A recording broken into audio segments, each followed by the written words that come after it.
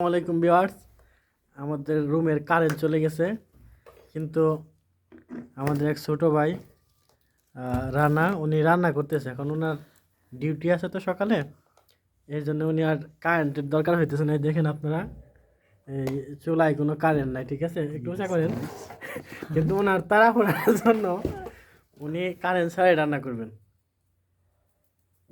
এই হইল প্রবাসীদের জীবন, বুঝতে পারছেন? রানা, একটু দিকে তাকাও ভাইয়া।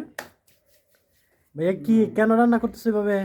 আমার সময়টা খুব ঘুরি নাই তো ভাইয়া।